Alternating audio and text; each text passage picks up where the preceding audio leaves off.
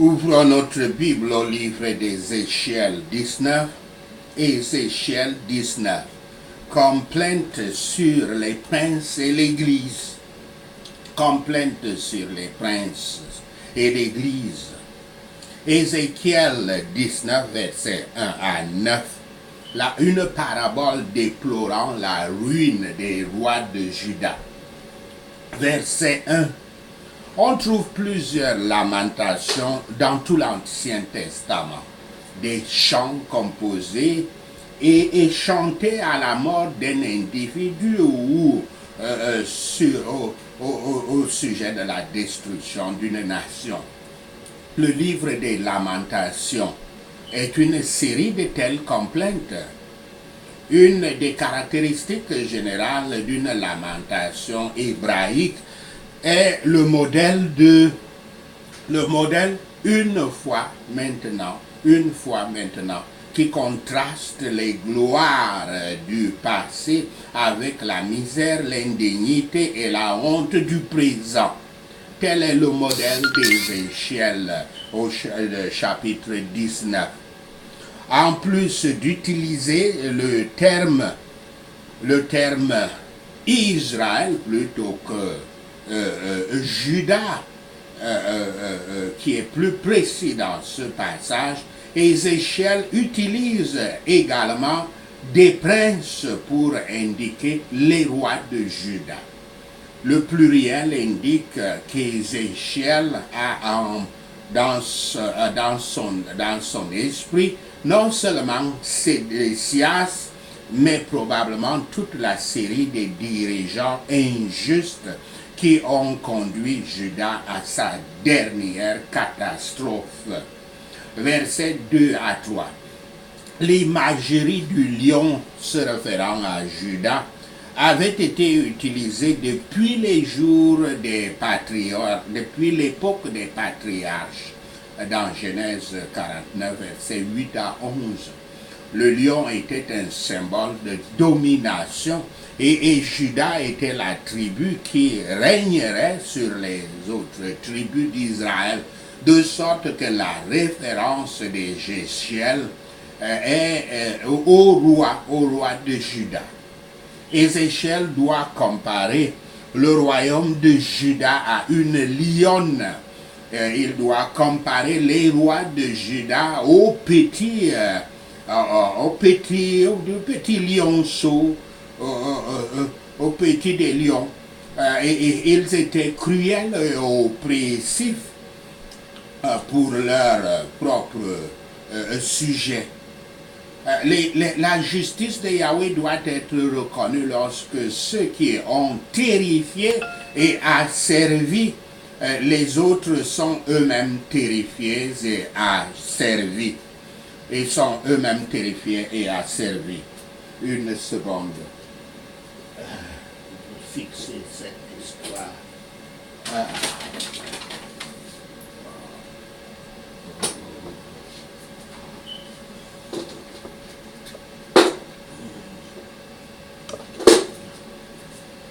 Une seconde.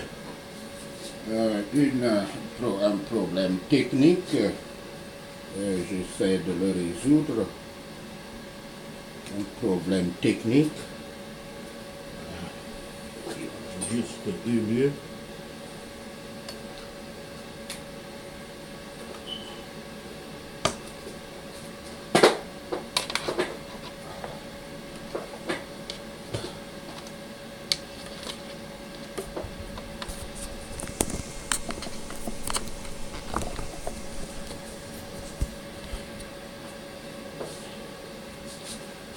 On espère que ça va aller.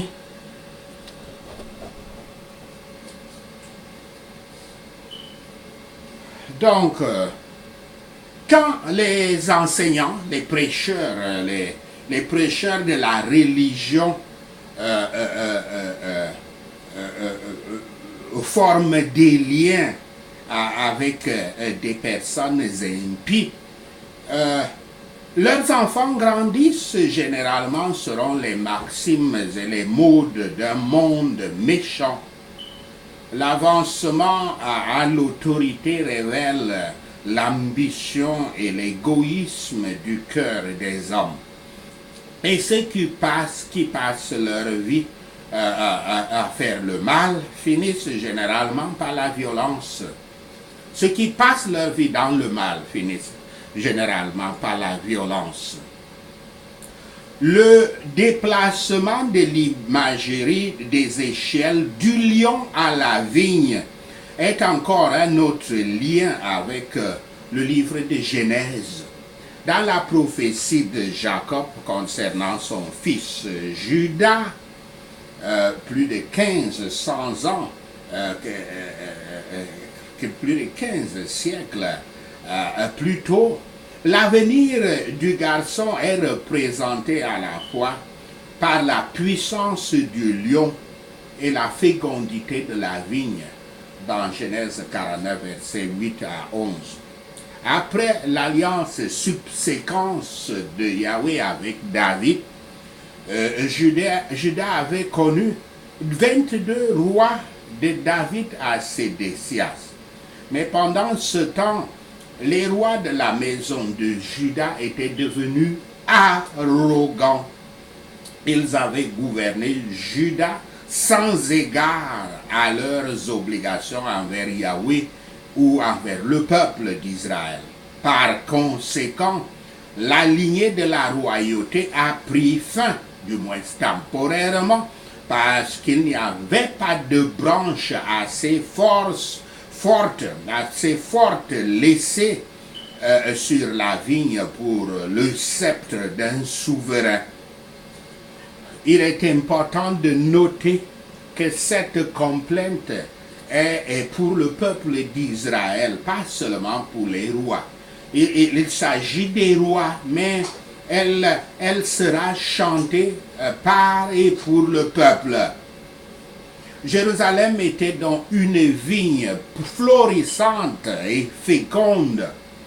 Elle s'était faite à la méchanceté comme l'amadou aux étincelles de la colère de Yahweh, de sorte que ses propres branches servent de combustible pour la brûler. Béni soit Yahweh, une branche de la vigne dont il est fait allusion ici dans ce chapitre, est non seulement devenue une verge solide pour le sceptre de ceux qui gouvernent, mais elle est devenue elle-même la vigne vraie et vivante. Ce sera pour la joie de tous les élus de Yahweh. Il le sera, Yahshua le Messie est en effet prophétisé ici. Il sera pour la joie de tous les élus de Yahweh à travers toutes les générations. Sachez ceci, et le Seigneur Yahweh vous bénira. Prenons ces points de prière. Prions. Ézéchiel 19. Quel lion était l'église de Yahweh parmi les lions, au nom de Yahshua le Messie? Elle se détourna de Yahweh et se coucha parmi eux et éleva ses petits, au nom de Yahshua le Messie. Elle a élevé un de ses petits et il est devenu un lion fort, un leader fort, au nom de Yahshua le Messie. Le leader a appris à déchirer la proie et est devenu un mangeur d'hommes. Au nom de Yahshua le Messie, je prie. Les nations et les prédateurs ont entendu parler de lui et il a été pris au piège dans leur fosse. Ils l'ont conduit avec des hameçons au nez au pays de l'idolâtrie. Au nom de Yahshua le Messie. Quand la mère lionne a vu son espoir, il n'a souvi son attente déçue. Elle a pris un autre de ses petits et en a fait un lion fort au nom de Yahshua le Messie. Il a rôdé parmi les lions car il est maintenant un lion fort. Il a appris à déchirer la proie et il est devenu un mangeur d'hommes au nom de Yahshua le Messie. Il brise les forteresses de l'Église et dévaste leur ville. La terre et tous ceux qui s'y trouvent sont terrifiés par son rugissement au nom de Yahshua le Messie. Alors les nations et les prédateurs viennent contre lui, ceux des régions alentours. Ils étendent leurs filets pour lui et il est pris au piège dans leurs fosses au nom de Yahshua le Messie. Avec des crochets, il le tire dans une cage et l'amène au roi de captivité au nom de Yahshua le Messie. Et l'ont mis en prison. Ainsi son rugissement n'est plus entendu sur les montagnes de l'église de Yahweh au nom de Yahshua le Messie. L'église mère est comme une vigne dans notre vignoble plantée au bord de l'eau au nom de Yahshua le Messie. Elle était féconde et pleine de branches à cause de l'eau abondante du Saint-Esprit au nom de Yahshua le Messie. Ces branches étaient fortes, propres au sceptre d'un leader et il supplombait le feuillage épais, visible par sa hauteur et par ses nombreuses branches au nom de Yahshua le Messie. Mais elle a été déracinée par la fureur et jetée à terre par les nations idolâtres et prédatrices à cause de son idolâtrie, de sa cupidité, de son arrogance et de sa désobéissance à Yahweh au nom de Yahshua le Messie. Le vent d'Orient l'a desséché et elle a été dépouillée des fruits de ses prêtres, de ses prophètes, de ses guerriers au nom de Yahshua le Messie. Ces branches fortes se flétrissent et le feu les consume, ne laissant aucun espoir de porter des fruits au nom de Yahshua le Messie. Maintenant, l'église de Yahweh est plantée dans le désert, dans une terre sèche et assoiffée une terre de la captivité au nom de Yahshua le Messie. Le feu du diable s'est répandu l'une de ses branches principales et consume son fruit au nom de Yahshua le Messie. Aucune branche forte n'est laissée sur sa forme pour le sceptre d'un dirigeant au nom de Yahshua le Messie, car l'église mère a été détruite par la main de Yahweh à cause de son idolâtrie, de sa cupidité, de son arrogance et de son infidélité. Merci Seigneur d'avoir attendu nos prières. Merci Père pour tes réponses à nos prières. Seigneur, nous te rendons gloire, nous te louons, nous t'adorons, nous bénissons ton Saint-Nom. Au nom de Yahshua le Messie, nous prions. Amen. Hallelujah.